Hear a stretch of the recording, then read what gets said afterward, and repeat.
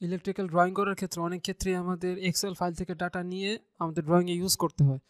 তো এমন ক্ষেত্রে যদি এক্সেল ফাইলের সঙ্গে আমাদের অটোক্যাড ফাইলের একটা লিঙ্ক থাকে, তাহলে আমাদের ড্রয়িং করতে বেশ সুবিধা হয়। তো এমনটি করার উদ্দেশ্যে আমরা হোম ট্যাব থেকে যদি টেবিল টুলসটা ওপেন করি এবং এখান থেকে ফ্রম এর ডাটা লিঙ্ক যে একটা অপশন আছে, এটা সিলেক্ট করে আমরা যদি একটা লিঙ্কে প্রবেশ করি, তো আমরা চাচ্ছি যে নতুন একটি এক্সেল ফাইলের সঙ্গে লিঙ্ক ক্রিয়েট করার জন্য। তো আমরা এখানে create a new Excel data link এখানে সিলেক্ট করলাম, দেন আমাদের একটা নাম দিতে হবে। তো আমরা নাম দিয়ে দিচ্ছি ডাটা লিঙ্ক।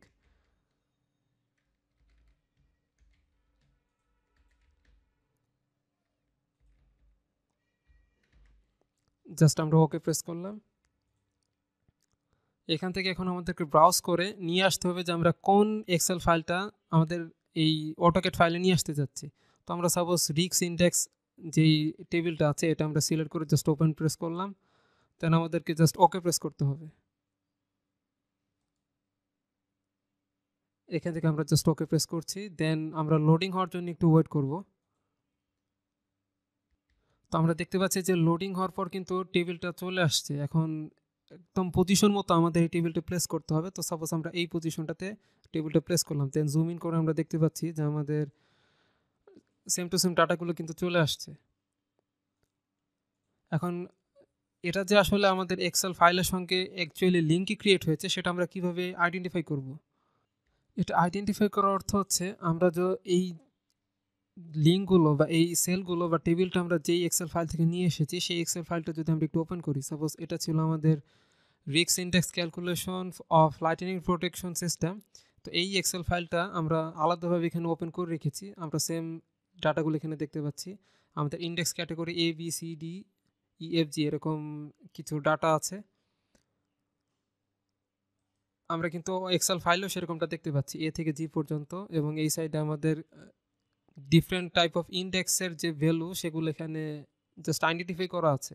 তো আমরা যদি এক্সেল ফাইল থেকে যে কোনো একটা ডাটা এখানে আপডেট করি, সাপোজ এখান থেকে আমাদের যে টাইপ অফ কনস্ট্রাকশনের ইন্ডেক্স ভ্যালু যেখানে আমাদের 5 ছিল, এটা আমরা যদি চেঞ্জ করে 10 করে ফেলি, 10 করে জাস্ট এন্টার প্রেস করলাম, তাহলে আমরা দেখতে পাচ্ছি আমাদের টোটাল ইন্ডেক্স ভ্যালুটা কিন্তু চেঞ্জ হয়ে গেল। আমি আবারও দেখাচ্ছি, আমি যদি এটাকে 5 দিয়ে এন্টার প্রেস করি তাহলে এটা ছিল 42, বাট আমরা এটাকে 10 করে দিচ্ছি।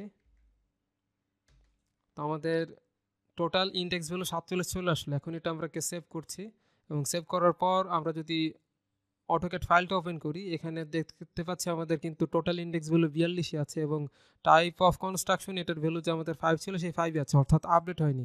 বাট এটাকে আপডেট করার জন্য আমরা প্রথমে টেবিলটা সিলেক্ট করছি, দেন রাইট বাটন প্রেস করে আমরা আপডেট টেবিল ডাটা লিঙ্ক এই অপশনটা চুজ করব। জাস্ট আমরা সিলেক্ট করছি, এবং এই সাইডে কিন্তু দেখতে পাচ্ছি আমাদের ডাটা আপডেট হচ্ছে এখানে, অর্থাৎ একটা লোডিং সাইন দেখতে পাচ্ছি আমাদের বটম সাইডের ডান দিকে।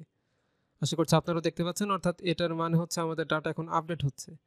তো আপডেট দেখতে পাচ্ছি কমপ্লিট হয়ে গেল। আমরা যদি একটু জুম ইন করি, তাহলে আমরা দেখতে পাবো এখানেও কিন্তু টাইপ অফ কনস্ট্রাকশন যেখানে ভ্যালুটা 5 ছিল সেটা চেঞ্জ হয়ে 10 হয়ে গেছে, এবং টোটাল ইন্ডেক্স ভ্যালু কিন্তু এখানে 42 থেকে 47 হয়ে গেছে।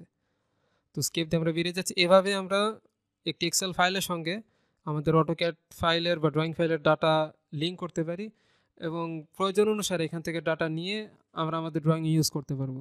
আশা করছি এই টেকনিকটা আপনাদের কাজে লাগবে। ধন্যবাদ সবাইকে।